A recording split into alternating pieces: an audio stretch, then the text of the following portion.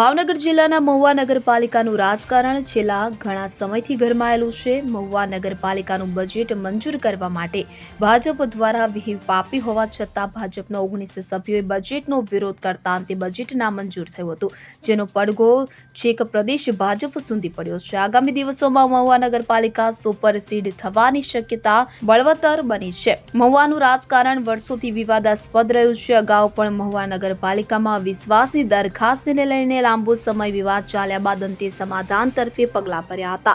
ત્યાં હાલમાં મહુવા નગરપાલિકામાં પણ વિવાદ વકર્યો છે। ભાજપ શાસિત મહુવા નગરપાલિકાનું બજેટ ભાજપના જ સભ્યો દ્વારા નામંજૂર કરવાની ચાલતી હિલચાલ ભાજપ સંગઠન સુધી પહોંચી જતા ભાજપના આગેવાનો નારાજ સભ્યોને મનાવવા પહોંચી ગયા હતા। જિલ્લા ભાજપ દ્વારા મહુવા નગરપાલિકાના ભાજપના સદસ્યોને બજેટ મંજૂર કરવા માટે ભાજપ તરફથી વ્હીપ આપી હતી।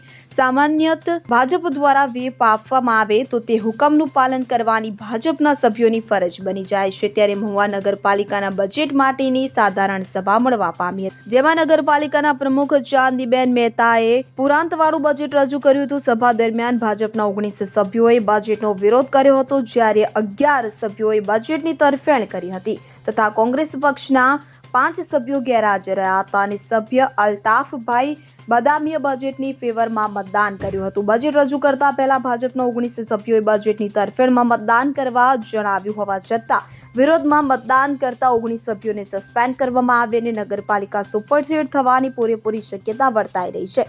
મહુવાની ઘટનાથી જિલ્લાભરમાં રાજકીય ગરમાવો ફેલાયો છે। અમીન પાયક સાથે CN24 ન્યૂઝ ભાવનગર। હવે જુઓ દેશ દુનિયાની તમામ ખબરો તમારી આંગળીના ટેરવે। ઉઠાવો મોબાઈલ અને ગૂગલ પ્લે સ્ટોર પરથી ડાઉનલોડ કરો અમારી CN24 ન્યૂઝ મોબાઈલ એપ।